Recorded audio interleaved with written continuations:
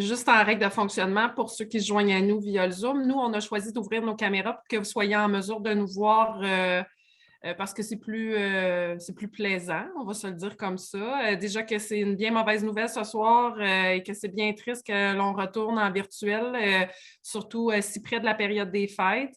Alors, si vous voulez ouvrir votre caméra, sentez-vous bien à l'aise, on vous invite à le faire. Si ce n'est pas le cas, c'est correct aussi que vous demeurez anonyme.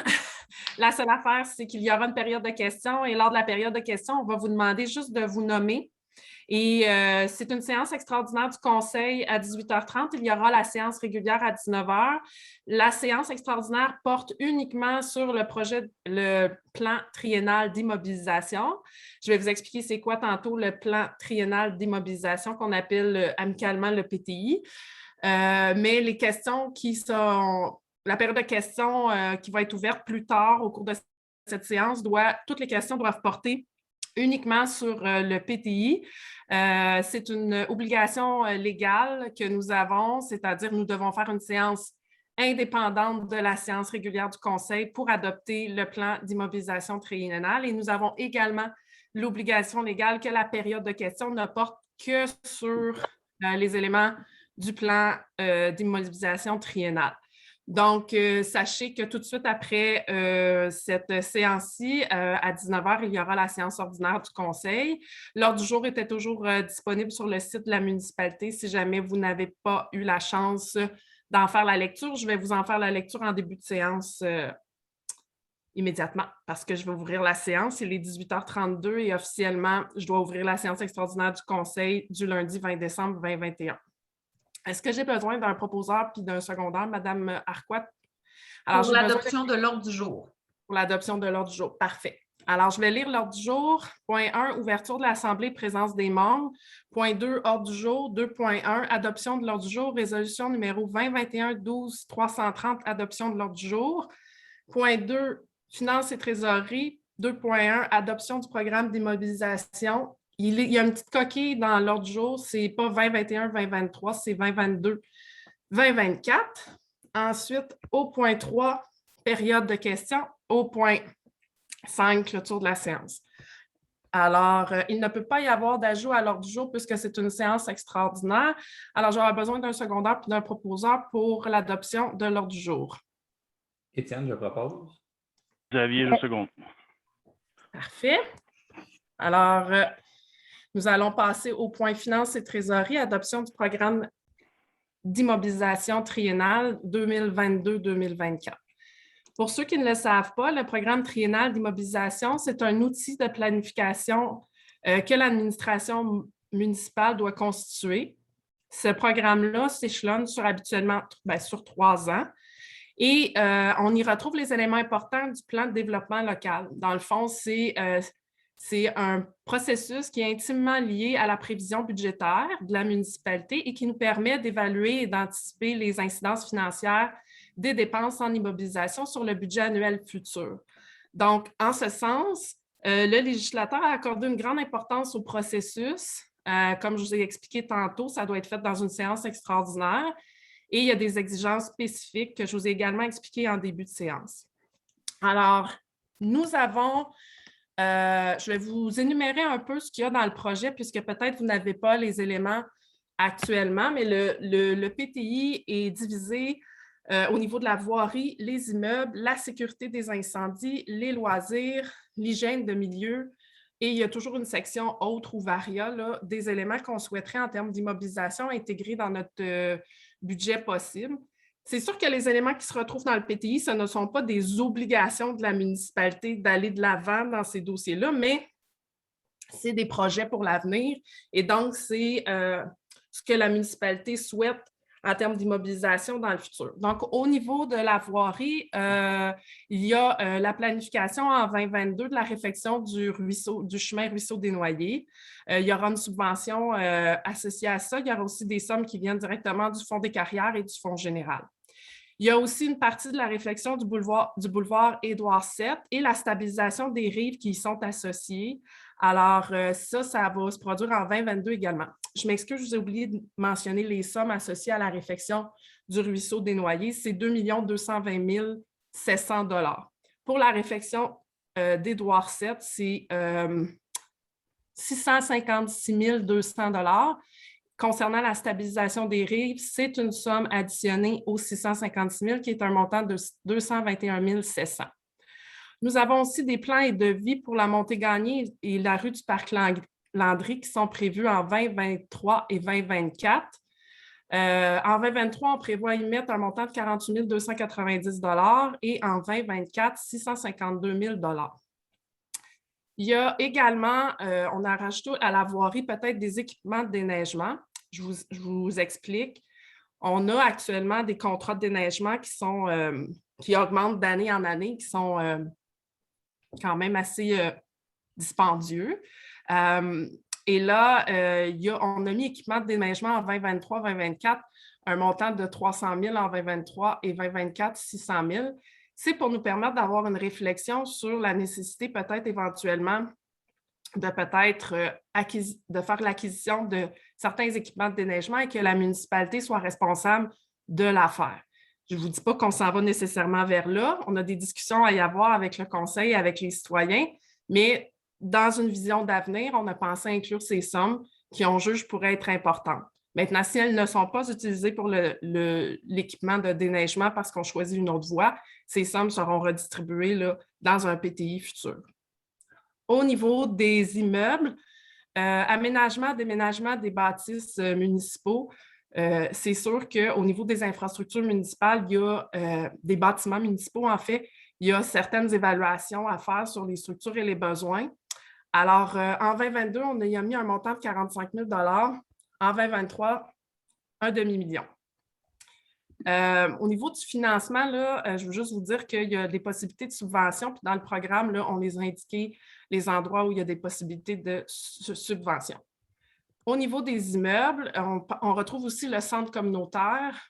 On a l'intention d'évaluer, comme on l'a mentionné dans Jacques-Minois, les besoins pour un futur centre communautaire.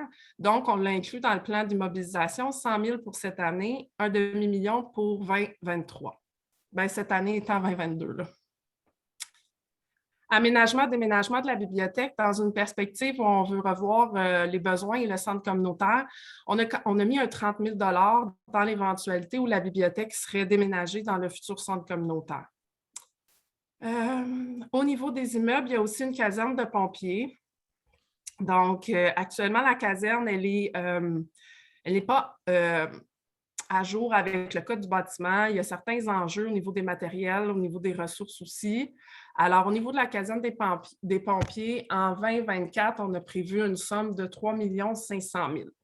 Il y aura, et je vous avise déjà, là, il y aura une étude à faire sur, dans le fond, au niveau du service des incendies, là, les besoins, et on y reviendra certainement là, ensemble pour en discuter plus avant. Mais on a inclus quand même la somme de 3 500 000 qui est budgétée, subvention et financement. Sécurité, incendie et civil, équipement du service des incendies, nous avons mis 33 000 en 2022, 33 000 en 2023 et 10 000 en 2024 pour ce qui vont être pris en même le Fonds général de roulement. Même chose, sécurité civile, ça va partir du Fonds général de roulement, un 25 000 en 2022, un 25 000 en 2023 et un 25 000 en 2025. Au niveau du loisir, l'aménagement du parc des aînés, comme vous savez, nous avons eu une subvention pour un terrain de pickleball, mais nous devons réaménager aussi le shuffleball, je pense, ou la pétanque. Alors, on a prévu un 50 000 pour 2022 qui vient de la subvention, mais également du budget qu'on appelle le fonds de parc. Aménagement des parcs, alors lumière, toilettes et infrastructures. Il manque des lumières, terrain de soccer. Il manque des lumières dans le parc, dans le nouveau secteur. On voulait mettre aussi des toilettes au niveau du parc des Triangles. Alors, c'est une somme de 135 267 $ en 2022 et 40 000 en 2023. Ça vient de subventions, Hydro-Québec, le MMQ, le fonds de parc, entre autres. Patinoire permanente. Alors, on a fait une demande de subvention pour une patinoire permanente là, au parc Camille Baudin. En 2022, on a budgété une somme de 301 244 $. hygiène du milieu, nouveaux puits, infrastructures souterraines et traitements. Comme vous le savez, nous allons passer en mode forage pour les 2 puits derrière les étangs aérés. En 2022, c'est une somme de 135 267 $ qui viennent de subventions Hydro-Québec. Non, subventions. En tout cas, il y a un diminutif long de même, là. Isabelle, peux-tu dire PS? Québec. Oui, merci beaucoup. Alors, on prévoit pour 2022 206 583, 1 million, un petit peu plus d'1 million en 2023 et 2 500 000 en 2024.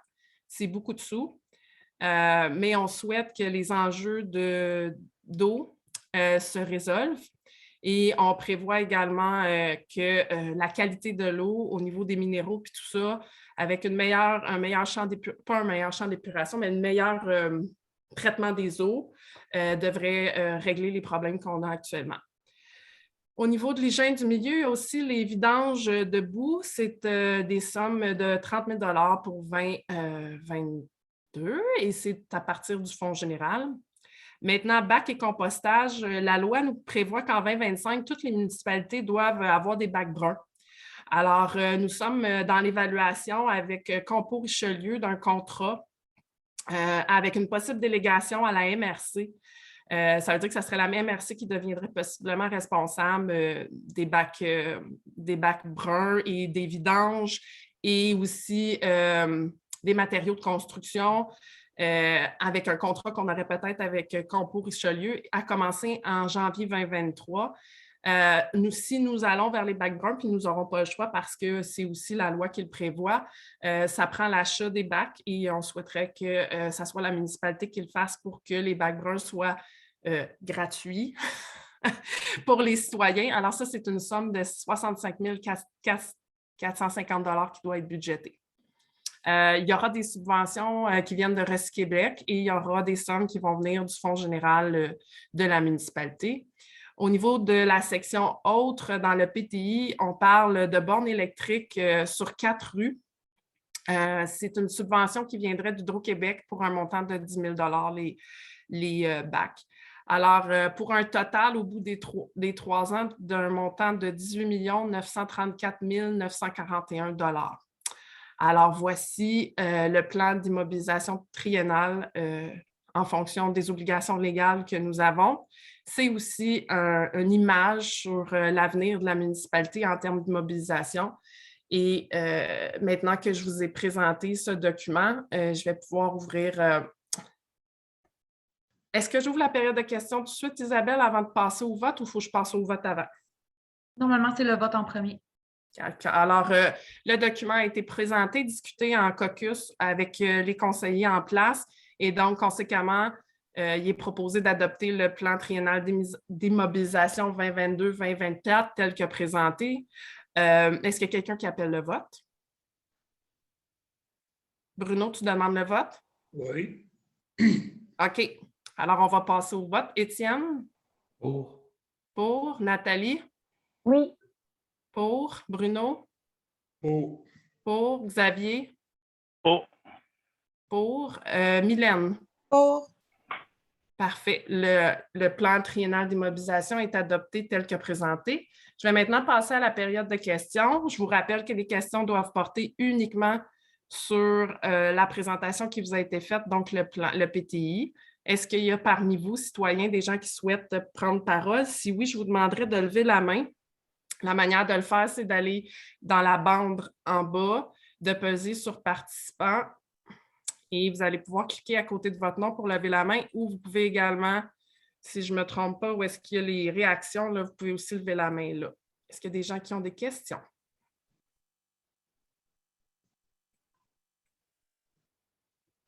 Je ne vois pas de main levée. Alors, s'il n'y a pas de questions, je vais faire clôture de la séance. Alors, il est proposé d'adopter la levée de la séance. J'ai besoin d'un proposeur. Je propose. Un secondeur. Je seconde. Parfait. Alors, est-ce que quelqu'un demande le vote?